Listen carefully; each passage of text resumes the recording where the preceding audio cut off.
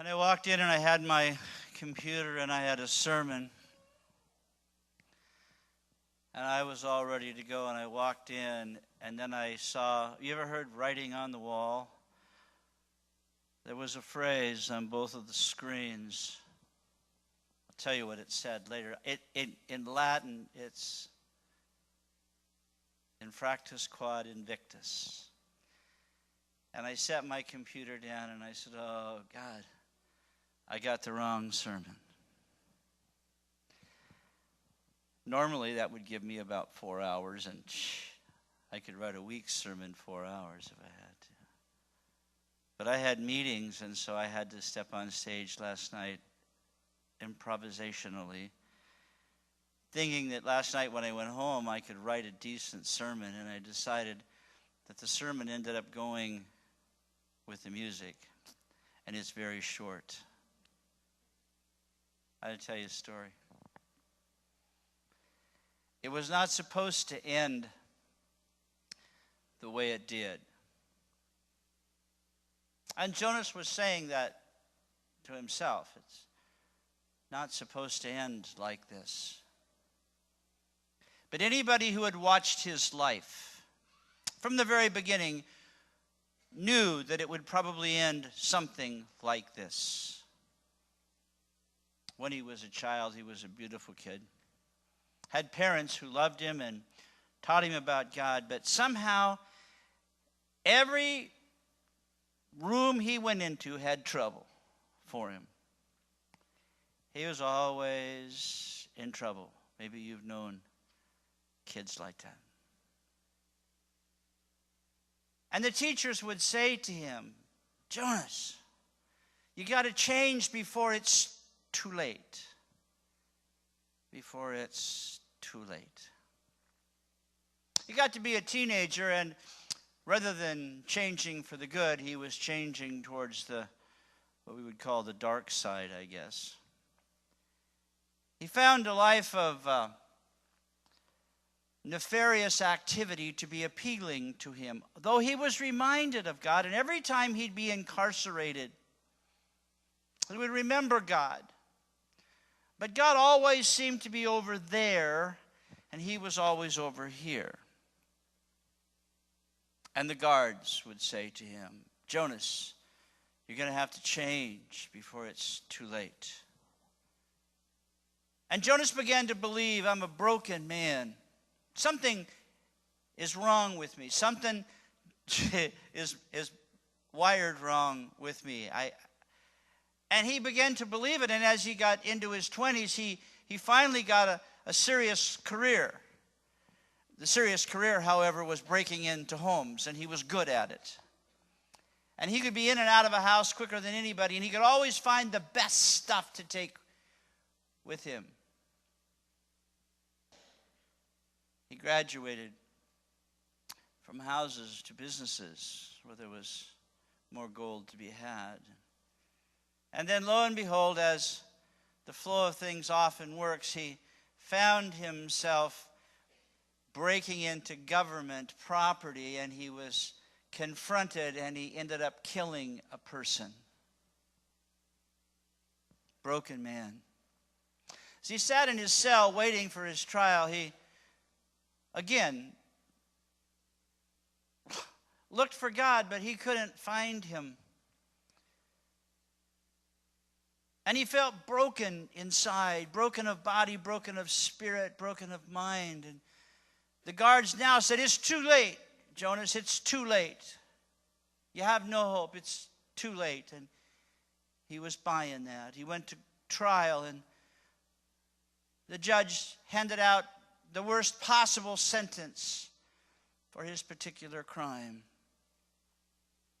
And so on this particular day, we find Jonas nailed to a cross, dying from wounds to his hands, to his feet, gasping for breath. And one more time, where was God when he needed him? Well, he was nailed with 3 other prisoners. And the crowd The crowd was mocking, and the crowd was enjoying this spectacle. And these are the same people that like to watch lions eat people and watch gladiators kill each other. It was a sick society. It reminds me a lot of what's happening in our country if we're not careful. Enjoying the horror, making light of people's pain and misery. And they were mocking, and as he was listening, he heard that they really were mocking this other guy who was here. Now, he knew this other guy. He knew both of the guys. The guy on the other side, he had done business with at a previous time. He knew this other guy. But he had heard this other man preach. He had heard him teach. He had watched the crowds from a distance, to be sure, but he had watched the crowds come and listened to him, and he heard him, and he thought, I don't know why this guy is here. He didn't rob anything. He didn't kill anybody. Why was he here? And the crowd was mocking him, saying, if you're the Messiah, why don't you come off the cross? Jonas hung there and listened, realizing he was broken, and it was too late. But the other guy over here started taking up the chant, which seems odd. If you're dying, you want to use your last breath to mock somebody.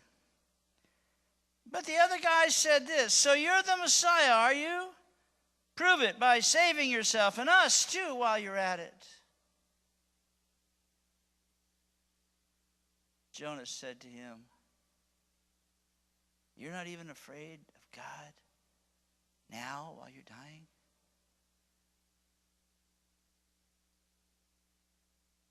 We deserve to be here, he said. You and I, we deserve to be here, but what has he done? The other man was quiet. And then Jonas, the broken man, the man for whom life had ceased, who was about to take his last breath, turned to Jesus and he said, sir, today when you're in your kingdom, would you remember me? Amazing. Amazing. He found God hanging on a cross next to him. He didn't expect to be saved. He didn't expect anything. He was a broken man. He deserved nothing. It was too late for him. Except maybe Jesus would remember him when he reached his kingdom.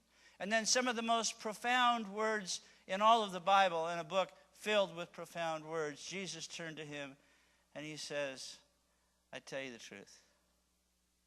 Today, you're going to be in paradise with me.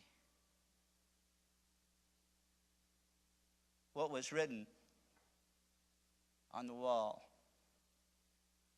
was, I may be broken, but I'm not defeated. Jonas wasn't really his name, I don't suspect. Was a broken man, had nothing to expect from God, had earned nothing in his life, had done nothing right, except at one point he turns and he says to him, today when you're in your kingdom, recognizing who he was, and then you must know that he, Jonas, by my definition, is the only guy in the New Testament that we know for sure is in heaven. He was broken, but he was undefeated. Because in Jesus, no matter what happens, in Jesus, no matter what your situation is, it can be the worst thing you've ever been in your life. The hardest time. My sons and I wear on our jacket, Infractus Quod Invictus. Broken, but undefeated. Because of Christ. Because of Christ.